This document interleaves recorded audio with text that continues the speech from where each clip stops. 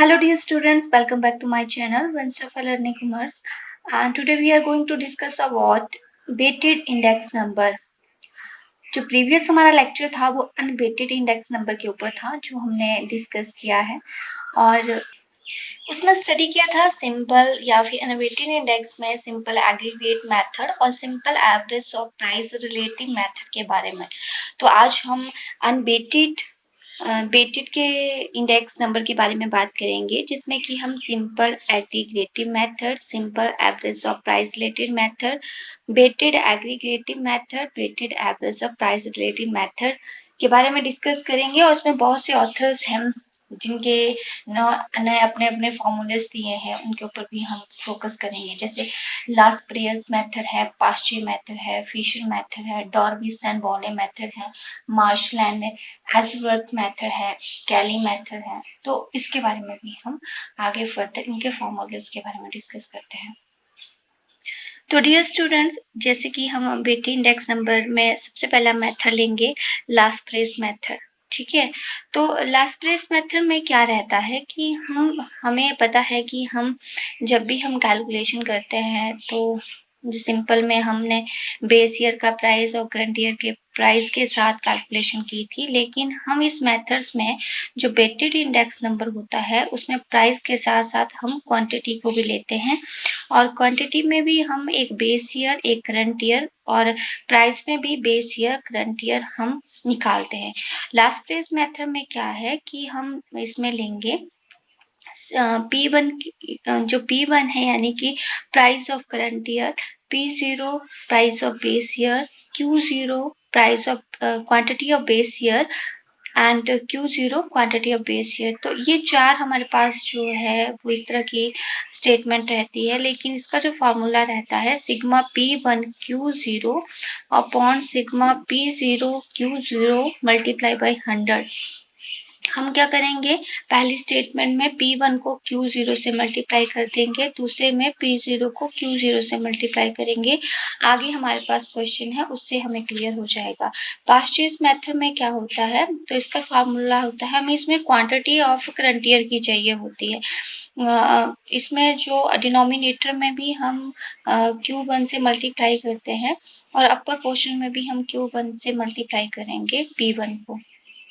आप देखेंगे इसका फॉर्मूला है sigma P1 Q1 divided by sigma P0 Q1 multiply by 100।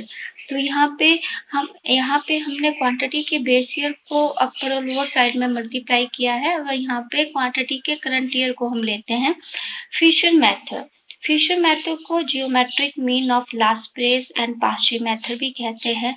ये जो फार्मूला है वो लास्ट प्लेस मेथड का है, ये जो फार्मूला है पास्चेस मेथड का है। सो हम इन दोनों को मल्टीप्लाई करते हैं, L मल्टीप्लाई बाय P भी हम कर सकते हैं, या तो हम सीधा जो है हम क्या करेंगे, जो वैल्यू है sigma P1 Q0 divided by sigma P0 Q0 multiply by sigma P1 Q1 divided by sigma P0 Q1, इसका जियोमेट्रिक मीन निकालेंगे और मल्टीप्लाई बाय 100 कर देंगे। अब इसके अलावा भी ये जो मेथड है वो सबसे सही मेथड माना जाता है वेटेड इंडेक्स नंबर को कैलकुलेट करने के लिए। इसको आइडल फॉर्मूला क्यों कहा जाता है, क्योंकि index number computed by Fisher's method is known Fisher's ideal index number. It is based on the geometric mean which is the best average considered for computing index number. So ये भी आपका GK का प्रश्न होता है कि index number को compute करने के लिए सबसे अच्छी एवरेज कौन मानी जाती है, geometric mean. This formula provided the weighted index number and equal importance is given to base year and current year, price and quantity. इसमें दोनों को equal importance दी जाती है। Fisher's index satisfy many tests like as the time series test and factor reversal test, इन दोनों को भी satisfy करता है। फोर्थ हमारा जो ऑथर है, जो आपका फॉर्मूला है they based on the Dorbish and Bowley method. इसको हम arithmetical average of Laspeyres and Paasche method भी कह सकते हैं, यानी कि L प्लस P अपॉन 2 भी हम निकाल सकते हैं।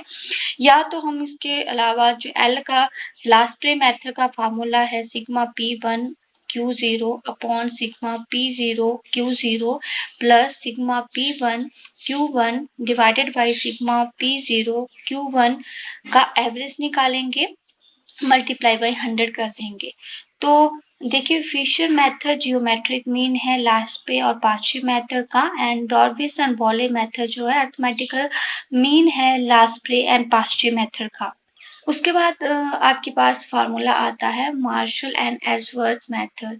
सो मार्शल मेथड में क्या रहता है, इसमें हम सम निकालते हैं, सम यानी कि लास्ट पे और पार्शियल मेथड का जो सम हम इसमें लेंगे। तो इसमें दो तरीके से हम इस फार्मूले को लिख सकते हैं। पहला है sigma P1 bracket Q0 plus Q1 and divided by sigma P0 bracket Q0 plus Q1। तो यहाँ पे हमने कॉमन निकाल दिया है, P1 को नीचे से कॉमन निकाला है, P0 को मल्टीप्लाई बाई 100। यहाँ तो इसको सिंप्लीफाई आप कर सकते हैं, sigma P1 Q0 plus sigma P1 Q1 divided by sigma P0 Q0 plus sigma P0 Q1 multiply by 100। अब कैली मेथड है, कैलीज मेथड में क्या होता है, तो इसमें जो Q है वो रेफर करती है quantity of some period, not necessary the base year and current year. जरूरी नहीं जो क्वांटिटी है वो बेस ईयर या करंट ईयर की हो। तो कैलीज मेथड में आपके पास जो है फॉर्मूला रहता है sigma P1 Q upon sigma P0 Q multiply by 100। तो हम फॉर्मूले के थ्रू जो है पता करते हैं और क्वेश्चन के थ्रू कैलकुलेट करने की कोशिश करते हैं। आपके पास कमोडिटी दी है ABCD और प्राइस दिया है 2005 का, क्वांटिटी भी साथ दी है और 2006 का प्राइस और क्वांटिटी दी है। अब हम क्या करेंगे, जो 2005 का प्राइस और क्वांटिटी है उसको P0 और Q0 मान लेंगे और 2006 की प्राइस को P1 Q1 मान लेंगे।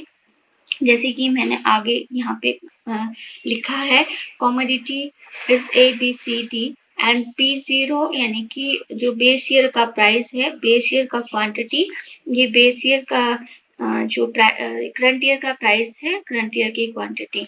अब हमें फॉर्मूले में चाहिए क्या, सबसे पहले तो हमें ये पता होना चाहिए, हमें क्या चाहिए, अगर हम बात करें तो हमें P1 Q0 भी चाहिए, आपके पास P0 Q0 भी चाहिए, P0 आपके पास Q1 भी चाहिए या P1 Q1 भी चाहिए। तो आप क्या करोगे, इनको कैलकुलेट कर लोगे। पहले हम कैलकुलेट करते हैं P1 Q0। P1 Q0 आपके पास ये है, आप दोनों सीरीज को मल्टीप्लाई कर दोगे, 8 4 32, 10 6 60, 14 5 70, 19 2 38, सिग्मा P1 Q0 आ जाएगा 200। अब हमें चाहिए P0 एंड Q0। P0 तो यहाँ पे देखो price of the base year and quantity of the base year, 2 8 16, 5 10 50, 4 14 56, 2 19 38, तो सिग्मा P0 Q0 है 160। उसके बाद क्या चाहिए हमें, P0 Q1 चाहिए, तो 2 6 12, 5 5 25, 4 10 40 and 2 15 30, तो सिग्मा P0 Q1 है 107। इसके बाद है P1 Q1, 4 6 24, 6 5 30, 5 10 50, 2 15 30, यानी कि सिग्मा P1 Q1 है 134। तो हमारे पास जो वैल्यू निकल के आई है सिग्मा P1 Q0 की 200 है, सिग्मा P0 Q0 की 160 है, सिग्मा P0 Q1 की 107 है और सिग्मा P1 Q1 की 134 है। अब हम मेथड्स में, डिफरेंट मेथड्स में इसको पुट करेंगे। तो लास्टप्रेस मेथड में का फॉर्मूला क्या है, sigma P1 Q0 upon sigma P0 Q0 multiply by 100। तो सिग्मा P1 Q0 200 है, सिग्मा P0 Q0 160 है। तो आप इस वैल्यू में पुट करेंगे तो मल्टीप्लाई करके आएगा 125। पास्चर्स मेथड में क्या है फॉर्मूला, सिग्मा P1 Q1, इसमें करंट ईयर की हम क्वांटिटी लेते हैं and divided by sigma P0 Q1 multiply 100। तो सिग्मा P1 Q1 कितना है 134 है, सिग्मा P0 Q1 कितना है 107 है, और इसको कैलकुलेट करके आपके पास वैल्यू आ रही है 125.23। फिशर मेथड क्या है? That is the geometric mean of the last पे एंड पांचवे मेथड। जब आप इसका जियोमेट्रिक मीन निकालोगे तो आपके पास फिशर मेथड का जो फॉर्मूला मतलब आंसर रहेगा 125.11।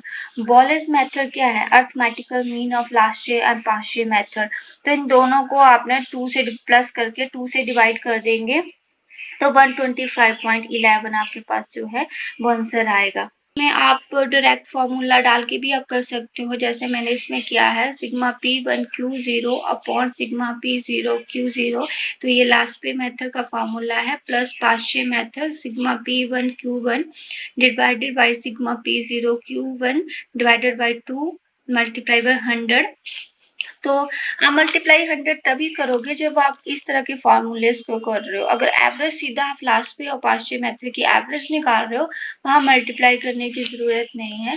तो इसका आंसर भी सेम रहेगा 125.1।